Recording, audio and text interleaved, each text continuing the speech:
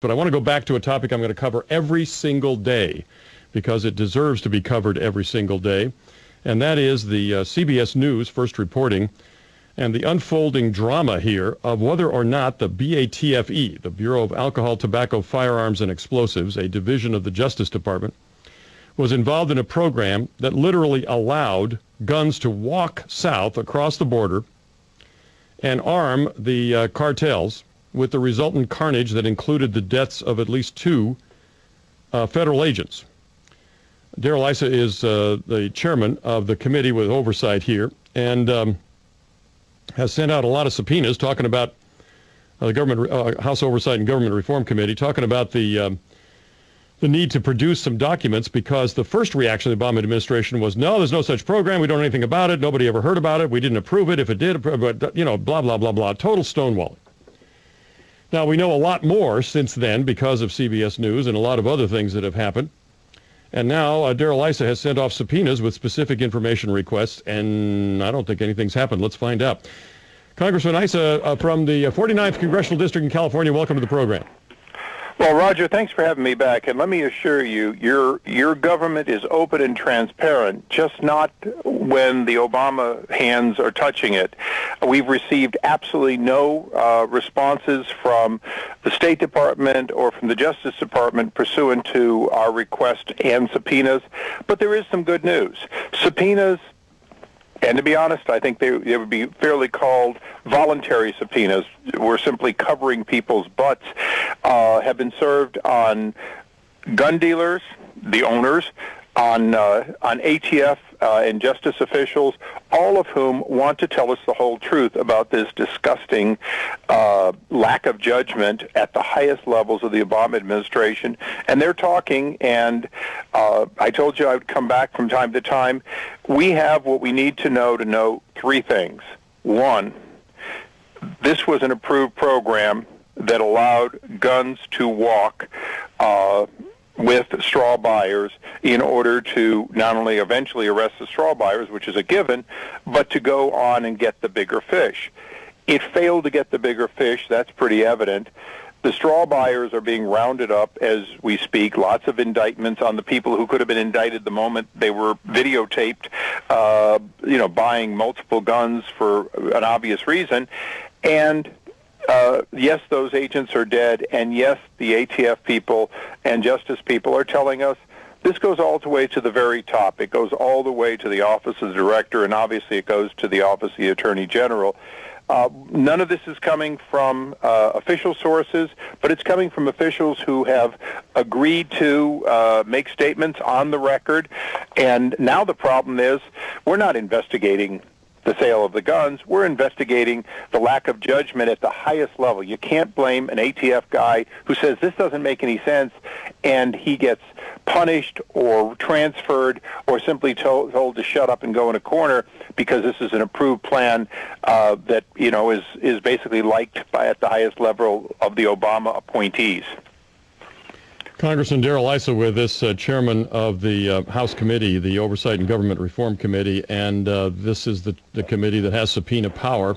Now, Congressman Issa, let me just back up a bit. The usual pattern when something like this is starting to be uncovered is the committee in question not only does exactly as you are describing, gathering information and talking to witnesses and the rest, but eventually there are public hearings, so the public gets educated on what exactly is going on, and people are called on the carpet in a very public way to document what has or has not happened. Are you scheduling public hearings? We will be scheduling hearings. Right now, Roger, because the Obama administration has not only not answered our questions, but they've encouraged others not to answer our questions, something that there are terms for. As somebody who understands the law, I know you know that you don't interfere with an ongoing investigation. Well, they have threatened us, saying, well, we're interfering with their investigation. Well, we're not investigating the same thing, but they are trying to hamper our investigation. We're getting the stuff on the record, transcribed interviews, so that we have, basically what you'd expect, under oath testimony by federal employees who thought this program was wrong, by gun dealers who thought this program was wrong, but we're told to continue. We don't want to haul a bunch of ATF station people, special agents in various areas before Congress. They may have been part of this, but we have to haul before the Congress the people whose poor judgment at the top said, don't worry about your concerns, we're taking care of it, just keep doing it. And that obviously goes much, much higher than people working in Phoenix. Yeah, obviously. All right, Congressman Issa, now finally, and I appreciate your coming on with this. This is very good information, and a lot of people are concerned about this topic and concerned that it will be swept under the rug, even though it was exposed so publicly by CBS News. Let me ask you this then. In terms of these subpoenas being ignored, as you have described, and an active campaign being run against you to prevent information from getting to you, are you contemplating contempt charges in this probe you're conducting? Well, having contempt for what they're doing and asking for contempt from the Congress, we may not need it, because at the end of the day, what they don't give us, if we get it around them, the American people will understand, the Congress will start taking actions. Basically, the checks and balances in this administration by political appointees obviously didn't work. We will make that public because that's our responsibility. How we get the Obama administration to take border security seriously, and by the way, instead of complaining that gun violence is a problem, we have to have new gun restrictions to get them to understand that they put 2,000 guns and countless hundreds of thousands of rounds into the worst criminals' hands, and they did it deliberately. Absolutely. Absolutely they did. Now, do you have a handle yet on how many guns we're talking about? Various numbers have been bandied about in written reports that I've seen. Do you have a handle on how big a problem this is? We do not. We know that we're in the many hundreds. The number 2,000 has been used from time to time.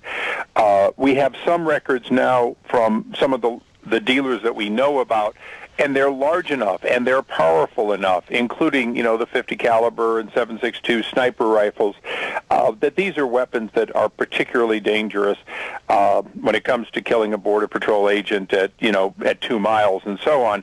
So we have that concern.